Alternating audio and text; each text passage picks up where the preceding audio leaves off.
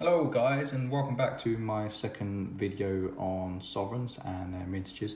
It actually took me longer to crunch the numbers than I expected. I've also been doing some more research on Latin Monetary Union coins. I have very little on there at the moment. I'm going through it. It's actually very time exhaustive to put out these lists. But yes, I want to talk about strategies for sovereigns and the mintages that they have. I've broken down the data even, as you can see, it's all color coded. Anything in orange is cruises coins, anything in yellow is shards, and anything in blue is blue sheet. So they will go down the years. It's the only way I could do it to identify what was what. I've spent a long time. This is contested coins in terms of mintage. These are totals. So with the contested coins, I've done it per cell, and the totals I've just done it down. So this is the full list. So yeah, here's the key. So on this list, I have 319 sovereigns. I've done mintage under 100k, mintage under 500k, mintage under a million, well, above 500k, but under a million, mintage above a million, above a million, under 2 million, mintage over 2 million. There's to be continued is for 7, so for these coins, and also there is an Australian sovereign where it's simply not known. I could not find a number for the 1870, just couldn't find one. So just gonna have to deal with that. I do know that there are more than 319 sovs. There are Indian sovs that have been produced recently, so 2014, I think they were from 2014 onwards. And yeah, I need to input that in here, but I don't currently have it. So because I still don't have these, and plus I couldn't find a source for them. So yeah, how would I strategize if I was buying sovereigns going forward? For any of you who've watched my videos or who have listened to me talk in person, I always say there's two types of strategies. You can strategize going forward. So you pay fair value now when you put a strategy in place that you think will benefit you going forward. Or you can strategize in ways where you get older stock cheaper and make money quicker. So what would I focus on if I was trying to make money quicker? It's very simple. I'd look at these coins. The market is very loose on pricing. The pricing is all over the place. It's simply a case of doing the legwork, looking at the auctions, looking at eBay, looking at people on the forums and the sites and seeing what they have and seeing if you can haggle down to get a better deal or to trade. These are great. I'm not too worried about the mintages here. I did want to touch upon something actually. I was trying to look through the war records to see what was melted. Couldn't get to the bottom of it. I know for a fact that the Americans took a load of sovereigns in World War I to melt them down for payment. I couldn't get to the bottom of how much. I couldn't get to the bottom of World War II or the other wars that we've been in all the time that the sovereign has been running. I'm gonna make a mental calculation and say that probably at least half of the coins from these eras, or before World War I anyway, have gone out of circulation, where they've been too worn down, or they've been too worn down and melted, or they've been sold off with payment and been melted, or they've been lost, etc. So I'm going to make a mental accounting practice of doing that. So for example, if I see this one here, it's got 9 million, I'm going to say that there's probably 4.5 million of them in circulation, of which most of them will be poor quality. So I would also focus on anything like this, by the way. Anything under $1 million, you're going to be paying the numismatic prices. This is where it's down to your skill whether or not you get the good prices or not. I think anything here, these are highly sought after. The more I read into it, the more I realise how much people are paying for these in Australia. I'm not sure if there's a market for them in the UK, but there is in Australia.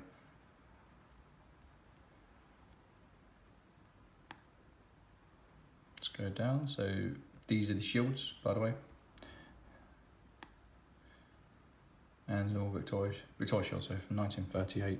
If you look at the mintages, like I've noticed anyway that I struggle to get things in the 50s and lower, even when I'm buying in bulk, even when I'm buying off other dealers. These rarely come in, so up to about, yeah. So you have this huge chunk here where if you can get them in, for the lower prices, that's a way. If you're buying in bulk and they turn up, you can make more money on these. If you're buying in single, you can get around it by saying, actually, I'll buy, say, one a month or whatever. Like, people are more likely to entertain you. Stuff like this, so the Ansel, that's probably going to go to auction. So there's going to be very little you can do buying forward. That's going to be one where you see the bigger picture and you say, well, actually, if it's worth this now, due to quantitative easing, due to inflation, I'm expecting it to go up in value in 5-10 years. So, but yeah, anything that's shields. I've also noticed like anything that is like 1800s, it's more sought after. So I wouldn't worry about these though.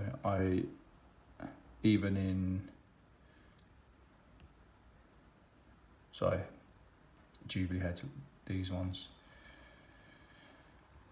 Now, if I was to get these coins in, apart from the Canada, I'm not too fussed about these.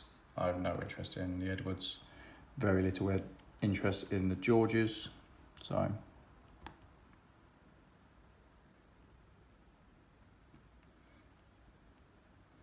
these ones here, I'm not bothered about these. See the ones in the orange, in the yellow, okay. If they turn up, I will put them to one side.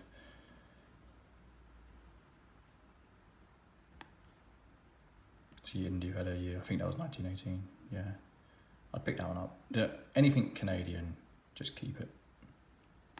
They don't come around often. I'm not too interested in these ones. Now here's what interested me the most. The modern softs. And you're thinking, well, they're just bullion. And yes, you're correct. They are just bullion, but look at the mintages. There's 23 coins on this list that got a mintage of under 100,000. And you've got 1, 2, 3, 4, 5, 6, 7, 8, 9, 10. Just from here. Now, you're not going to make money buying these in the short run. But in the long run, if you think about it, there's 23 on the list. Can you say you're buying for the long term and you're investing year after year, why won't these have a numismatic premium? It doesn't matter what people think they are now. Like if you look at, I was really shocked about the 2005 and the 2002. They're special designs. So the 2002 is the shield. And the 2005 is it's like the cartoony George and the Dragon. Special designs, very low mintage. I didn't even know that the mintage was this low. Why wouldn't you buy these? If you can get these in for just over spot, say spot +3, spot +5, going forward, if you're holding over the long run, why can't they become a numismatic play when there's so little of them for collectors' hands? If people are genuinely doing collections, they're going to pick these up very cheaply. Like these down the bottom, you're going to pick these up very cheaply. It's like buying a whiskey from cask. You know, it's not worth a lot of money because it hasn't had the age to develop, to mature in price. I believe these will do the same. And I very rarely see these, in all honesty. When I'm buying in bulk, say I'm buying 50 sovereigns, they're not going to be from this era. They tend to be, I tend to get some 60s and 70s in. 58 comes in a lot. They tend to be around these ones. Here's what I get in. The majority of them are this block here. Occasionally I'm getting the veiled head and Jubilee head, and very occasionally I will get in the young head, which I try to keep. I try to put them in my private collection. I recently relinquished some of them to help fund my trip in Australia. So yeah, it depends what your goals are and what strategy you will use. If your goal is to hold for 10, 20 years, you want to be buying quality on the cheap, to which I would recommend the coins I've just shown, or the years I've just shown. These are quality coins. If you want something where you've got profit locked in, it's your job to seek out the rarer coins, or the ones under 1 million, or under 2 million, the older ones. And it's down to you and your skill level of how much money you can make in the short run, medium run, long run. You know, that's all on you. The more you do it, the better you get at it. So that's my take on it. That's the breakdown. I hope it's been helpful. If anyone is curious about my numbers, just drop me a line on it, because I can just speak to you on chat and I'll give you a handout. So this took me, I think it was 8 or 9 hours to put together. It was a long process. It wasn't a fun process, but this is what I'm going to be doing for most of the coins. Like, I'll give you a sneak preview. I went on it earlier. So this is the Latin Monetary Union. So from 1865 to 1927, when it was dissolved, and some of the union produced coins slightly afterwards. So all my links are in there. So I haven't plucked these numbers from thin air. It's taken a long time to do it. I've actually got some more stuff to input. So I need to input Italy, and I need to input Austria-Hungary. There's actually about 10, 12 countries I need to put in on here. What I'll do is, when I'm done, I'll do some fancy graphics and make it look more user-friendly. So yes, I hope you've enjoyed this video. If you like it, subscribe. If you don't, then you're more than welcome to say I'm a piece of shit. You know, it's fine. Like, I like honest discourse. It's cool. So yeah, take care, guys. Bye.